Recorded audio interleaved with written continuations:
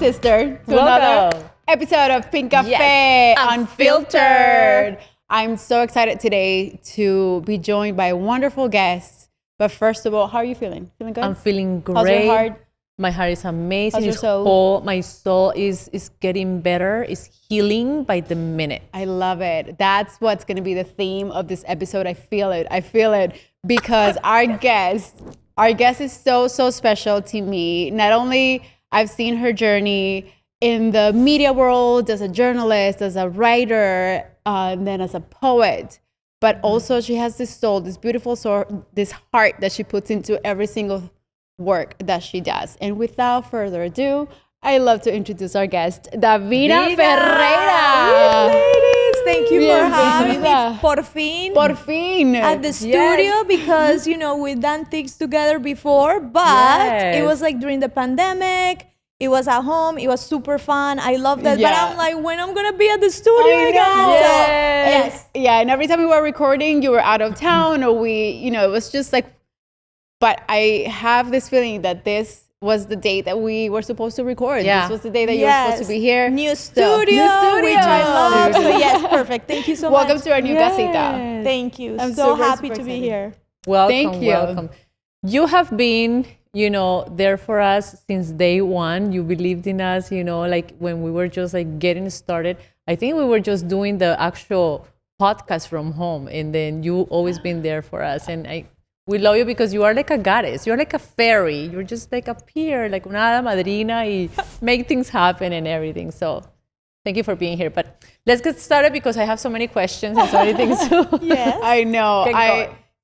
Since we said that maybe this episode, I feel like it's going to be about healing. I love to hear about your journey because you're very open, and I love your vulnerability with your audience, but with yourself too, that you put this in writing, you put this in works of art.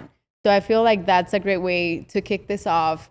How do you kind of transform that journey of healing to put it into words, to put it into a book, to put it into something that you can share with the world? Yes.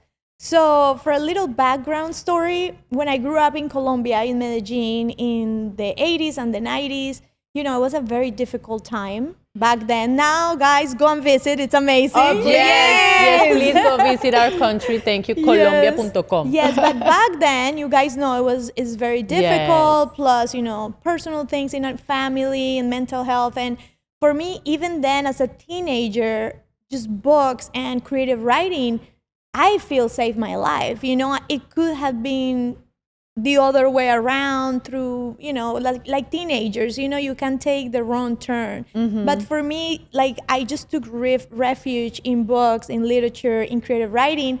And it's interesting because like you say, Caro, we all have to do different things in life and we all have our own journey. I work in journalism, with the magazine too that I created, Alegría. And then life mysteriously too, like it's so beautiful. Like now when I look at my business, I'm like, if you saw me at 17, it's literally like my 17-year-old self dream because really? I am that person, like that teenager in Medellin. So now it's like my passion, and through we always going through something, no matter who you are. We all come from different types of families. We all experience heartbreak. I mean, we're humans, right? So we're going to have lots at some point, no matter where you come from. So for me, through all of these kind of downs or crises or moments in life where like things shift, writing has been just like a saving force for me, and of course spirituality. So I think that now my passion is like to share that with other women too. Yeah, and it's crazy that you say that because I was just telling Carolina, I'm like, I'm reading about poetry because right now I'm obsessed because I went through a hard time and depression and all of that, and I feel like poetry was saving my life. I was really putting words on a paper and then just doing a rhyme and finding these words to express myself. And I'm like, is this what Davina teaches? Is this what Davina feels? It's like, I don't know.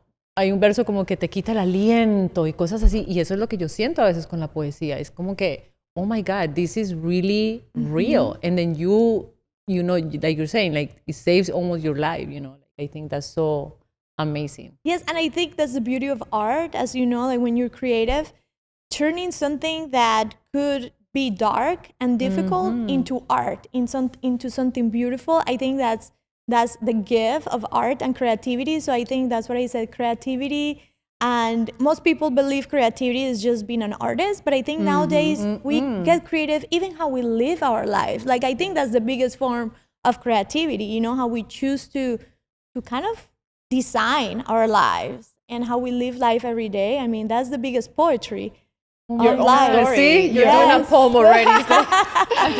Your own story. That it was hard for me to understand that your own story has power, and that's why before, when I went into media and everything, I was like, okay, I want to be a storyteller. I want to communicate a message. I want to make sure that I bring a message to my audience and I'm a voice to a community. But when I really understood the word storytelling, it really also I started to understand why your own story is so important and why being vulnerable, sharing it with others, putting it in a poem, putting it in a work of art, it's so, so important, because it's a way of kind of draining what no longer serves you, but also it becomes this thing that you created for others to see. Has that been a little bit of a challenge for you, sharing yourself with the world? Because to be a poet and to be an artist and to create all these beautiful things that you do, it takes a lot of courage to put yourself out there. Yes. You know, when you start, like maybe like when I wrote my first books, and one especially that it was sort of like a mini memoir that I took to different schools for teenagers, and it talked about my life, you know, and like my parents and their struggles and all of that. That was a little more difficult, and I had to take more into consideration back then. But now, absolutely not, because I think what this has shown me is that the more we share our stories, and like you say, like sometimes we are thought like, you know, the bad things you don't share them with anybody, you know? But I feel like when, especially in these times, that I feel there's a lot of mental health issues and so much loneliness. You know, I think like in developed countries, the loneliness rate is so high, you know? When we share these stories, you find immediate connection, because this is the funny thing. We think, you know, like we all go through kind of that victim season, you know, we're like, oh my God, my life is so hard and this and this. And then you realize like, wow, no, there's half of the population. Yes, like so many people are going through the same thing that you're experiencing. And if you never share it, you thought like you were just so unique. Your ego wants to tell you that, like my life was. And then you connect, you're like, wow, so many people have experienced this. And then, yes, there is this humanity that I feel it's so beautiful. And like nowadays, I feel like with all the technology and all of these tools that are amazing also to connect us in a way, I think we also have disconnected a lot, you know, and like there is nothing like this. For me, it's like just being and sharing quality conversations, stories, being vulnerable with each other. There is such a healing power in that, in community, in family. And sometimes it's easy to forget that because, you know, the phones, the scrolling, the disconnection, the chasing of more things, you know. So I think it's like a lot of the healing, kind of tying it into that, it's actually going back to basics. It's not more, is less in a way. You know, how do you go back to that essence also? Going back to basics. Yeah, I love that. I love that. I've been following your story and everything that's been happening lately, and I relate so much because I think we've been matching in our things that are happening. We're like separated around the same time. We're going through the little downhole depression, and we're like seeing the light at the same time. Like it's being funny because it's like she's me, I am her, and we're like in the same page. And it's beautiful because you've been teaching me a lot of stuff. I'm trying to really like understand how to, like, I had to really go away from social media because I felt like I don't want people to see me this way. I don't want them to think that or to think this. And then I see you posting about, you know, your health issues and all of that stuff. And it's like, oh my God, I'm just another human. And sometimes you forget to really understand that it's okay that you feel. It's okay that you're hurt. It's okay.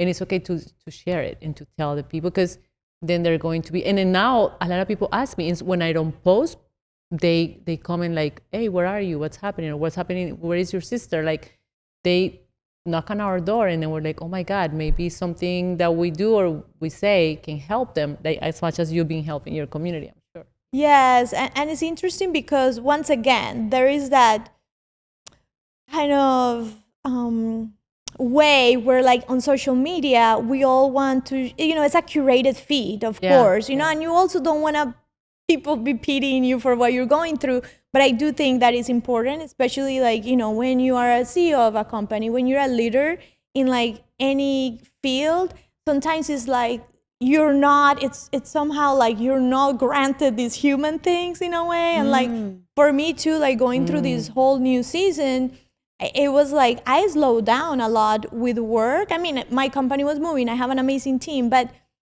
allowing yourself to be like, you don't give the same when you're going, you do the best you can in that moment, and every moment is going to be different depending on what you're going to go through. Like now I'm so energetic, like you say, I'm like in a different season, but there are moments where it's okay to also prioritize, health, number one. That's it. Like it's something that I wanted to share about the journey because I thought I was healthy, like I thought I was doing the right things, all of this, but then it's also very humbling too. I think that sometimes the ego only wants us to be like, oh, the curated feed and all of this, but it's human, absolutely. We all go through loss, we all go through health challenges, mental health challenges, separation, I mean, you name it, moms go through other kind of challenges. Like I feel, Caro, like you experience motherhood, like we need to talk about these things, like everything is the baby and the happiness of it. There's other things, and as women I think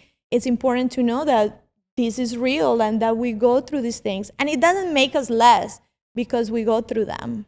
Yeah, I feel like we've always been so conditioned to know that when we are career women that we are supposed to be always 100% and give your 100% and 150, and you always have to be on your toes, and you always feel like if you're not on your toes, then someone else is gonna come get your job, or someone else is gonna get an opportunity. Not that you don't want the best for everyone else, but like you feel, unless, I guess I'm speaking for myself, and you always get like, if I'm not up here, like alguien va a venir por mí.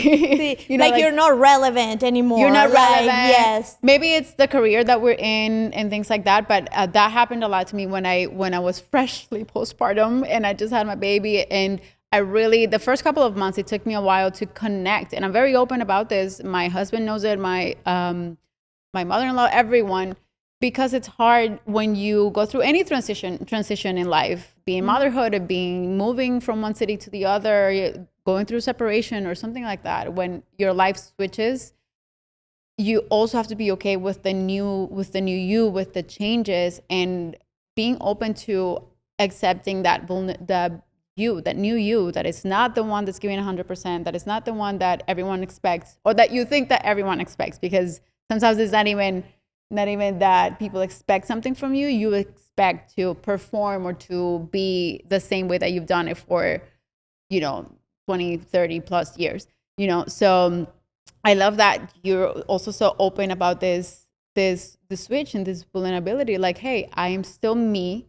If you take me as I am Davina Ferreira, and this is what I'm going through. And people still will, that's even more relatable than when you show like you have it all together, or being perfect. And I think for you is the same. Like when you have a life change, like an altering life change, it's also you get to rediscover yourself in this new season of your life. Like you don't even know, like you've changed. This has really transformed you in some deep, profound way. So you're kind of learning, and I think there's so much beauty in it if you allow yourself to see it that way. I think there is so much beauty, like, okay, like this Davina that I'm today, it's not Davina that started Alegría when I was like 30 years old, So it's so beautiful. For me, it's been such a gift too, to be like, okay, I get to make different choices. Like, who am I as a woman today? What are my values? How do I want to see myself in the next years? Like, it's a beautiful opportunity, Yeah, and I think going through life without expectations has been a game changer for me too. And even for Caroline, I think that we really, even the expectations with Pink Cafe and, you know, having this platform and doing these things, or from being, you know, not corporate girls and now being entrepreneurs, now we work more, but how can we have balance? But at the same time, the expectations, even with yourself, just leave it to the universe. You know, right now, I think the universe is my best friend right now, and I'm manifesting the things. And then it's just really not having an agenda. And I think that's the most valuable thing that I'm going in this present moment for me, because I'm learning, I'm understanding, how do you do this single woman thing? I had no idea a couple years ago. I'm like, where do I start? My sister had to train me. This is how you pay your bills. This is where you pay your insurance. This is, and it was a little embarrassing because I was single for 10 years. She was single for 10 years. And I had a lot of practice, so I could teach that to my sister. She's teaching me about dating. I love that now. Like the married, single. I mean, you guys, perfect team. Yeah, no, we're pinky instead of. Yes. We switched roles. Yeah. No, but it is, you know, beautiful because we are blooming and we are growing, and also, you know, making sure that the next chapter, the next 10 years, how does that look like? Do I want this to repeat the same cycle and then the same things, and I'm going to bump with the same rock that I just did for all this time? No, I'm not going to allow this. This is what I want, this is what I need, and that's what I'm gonna stand for. And if you don't have it, I'm sorry, I'll move forward. And if people want to, you know, roll with me, let's go together. So I don't know, and that's where I am today. I don't know tomorrow, the next month, you know what, you know, but I am proud of myself that I'm like, you know what, this is what I just want to, and I think, share that, because I think that a lot of people are like, how do you do it? I don't know why I don't do it. I don't quit my 9 to 5. Just do it. Do it. Because I was, you know, waiting for a long time to quit a lot of things.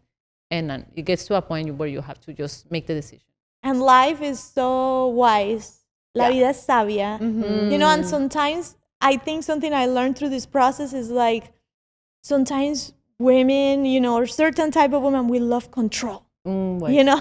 Don't get me started with that one. We love control, and we think, and this, especially when you're an entrepreneur, or like you've been on your own, control, and it's like, wow, like, humble yourself. Slow down. Because life may have another plan, you know? And I think that for me, like, the whole aspect of like God, I am a very spiritual woman, not religious, but spiritual. Like, I've been like, God, you know, I surrender to your plan, like a long time ago. So now I'm like open. I think the openness of like, yes, these are the dreams. And I think it's a better plan than the plan that you had in your little notebook or something. For me, that's what happened. Exactly. So be open to the surprises of life, you know, like sometimes we think we know, and that's a little arrogant, you know, when you look into it, like you think you know what life, and quite honestly, if I see my journey now, it's like, I would have never imagined the things I'm living now, even though the dreams were there of certain things in the art, the writing, the specificity of it, I could have never planned myself. Wow. So it's like, opening to like God's plan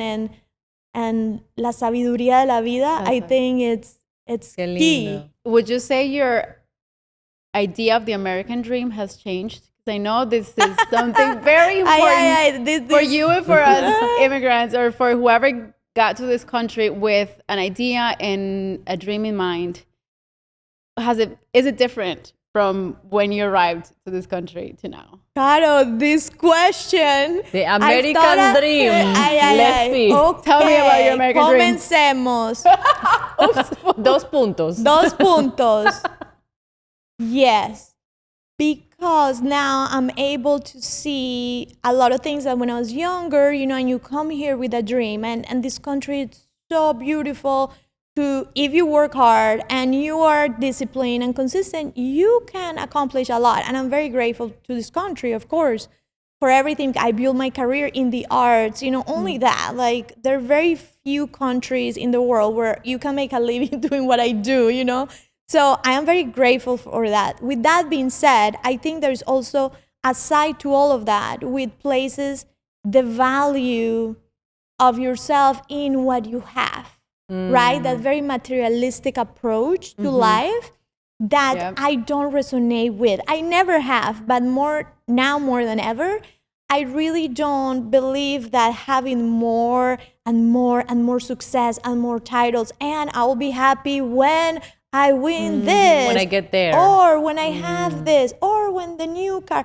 That is a total trap, and I see it in people in my family, people around me, and I try to be very aware in my own life of this, because happiness and life is now, and inner peace is now, and success, and like you're valuable no matter if you have a Fortune 500 company, if you have a small business, if you choose to be a conscious mom, you are valuable, you know, and like I feel like that placing our value in accomplishment, it is very toxic too. Yes. And I'm finding that my dream, and I'm trying still to figure it out. It's not like I have the perfect recipe, but my dream, it's also the Latino American dream. It's having the balance between some of the values that I grew up with, like family, nature, community, over materialism. Wow. And I think that's something that for me, it's becoming more and more important. Like, because, you know, you see a lot of mirrors and stories, and you meet a lot of people, and through many like personal stories that I live very close to me, where like you see people with a lot of wealth, but they lose their health. Or they thought they were going to be happy when they saw this number in the bank account, and they see it and they're like, why I'm so unhappy? I'm alone. And then and then you go to, you know, let's say Colombia, and or Mexico. I love Mexico too. You go and you sit in a street corner with a bunch of people who have non-material success, and they're so happy. And their joy is it's joy that any of us will pay for if we could. Wow. You know, so I feel like there is something there that I'm still figuring it out on that perfect recipe. But for me, the American dream, it's kind of also has a Latino American dream in it. And how can I balance those two? Because yes, my roots are calling too. So it's an interesting time. Yes. Yeah. That's beautiful. Yeah, and I think it's like a feeling too. It's like, how do I want to feel? What am I feeling now? And is my dream to be here in the US for right now, for a little while, it's over there. I'm sure for you too, you know. And yeah, I think it's. And I think nowadays we can do so many things digitally too. So it's not like you have to choose. You know, I think there is a beauty to freedom too, and that's talking about how you can look at yourself in this season in your life and be like, okay, how do I want my life to be? If you do have that privilege, you know, and be like, you know, I can create from different places. You know, the world is more connected now. So yeah, we'll see. But I'm definitely like, you know, sometimes we have this notion that to be an empowered woman, a successful woman, means eliminating a family or sacrificing family or love or relationships. And I think that can be very toxic. You know, when we're going into that extreme feminism that is like, yes, you're successful, you have all these things, but then you find yourself like, okay, who am I going to share them with? You know? And so I think that it's important to know that no matter what you accomplish or what that dream is like the true dream is it's connection, right? And I think that no matter what, I think relationships are, and I'm not only talking about romantic relationships, just genuine, like good friends, family, or like the chosen family, you know, like even the friends that are your family here. That happens to a lot of people that come, you know, from other countries. We find our friends here and they're like our chosen family. Like these things are, I think, as I get older, what I feel are the key ingredient to life. So the best things in life are free. I think this is in a Kanye West song or something. The best things in life are free. Friendship, like you were mentioning, finding joy in eating mango biche con sal en la esquina en Colombia, you know, como que Nature. Nature. And yes, thank God that Health, we like I know. think when you said about like the whole health journey, like now, like when I think of working out, it's not like, oh, I'm so like, you know, it's not like there's people that naturally are like born with that desire. That's not me, you know? So it's like when you're lazy to go to the gym, instead of like reframing it to like, I'm healthy to be able to go to the gym. Like I can walk. Wow. I'm not in a hospital. I'm not like for me, I'm like, no complaining. You're going. I don't care. I don't negotiate with my mind. Like, oh, I don't feel like it. It's okay. We're still going, you know? Yeah. So, but I think when you start seeing it from that place of like health, you know, like nowadays too, like one of my beliefs is like, if I'm healthy, and when I talk health, you know, mentally, emotionally, spiritually, if I'm healthy and the ones I love are healthy and no one's dying, like there's nothing to complain about, literally. Like if you think about it, like just to be grateful. Definitely. Yes. That's the best thing. Family, health, and pursuing happiness. And it's, to me, is like going towards those things. I think that's a great way Freedom, to for sure. freedom. But yes, I mean, we have to wrap it up, you know, right now. But so happy that you came. Finally, se nos hizo el milagrito que viniste. Yes, I'm so happy. I want to Yes. congratulate you girls. I think you are inspiration too. I mean, as a team, as a family, and like following your dreams, but not sacrificing your essence. And I think that's what we all should aspire to. So thank you for having me. Of course. thank Thank you. Thank you for you. coming and sharing your wisdom and your heart and your sweetness. There's this sweetness to you that I really love. So Oh, thank you Davi. so Thank you much. for being Thank you. Yes, thank you. And if you want, please share with our audience where we can find you and tell us, you know, about Alegría Publishing. Yes. So they can write books with you. Yes. And like 6 of our poets just got awards at the my International like Latino Book Festival. So I'm so excited because, you Wow. know, like I am with them from page Congratulations. 1 to the end. Yes. So a bunch of them got awards. So you can find us at Alegría Publishing on Instagram. That's where we're the most active. And then my personal one is Davi F. Alegría.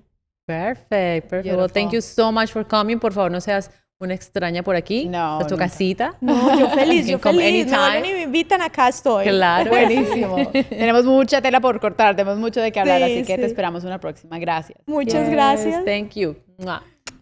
Okay, everyone. This is it for Pink Cafe Unfiltered today. See you next time. Bye.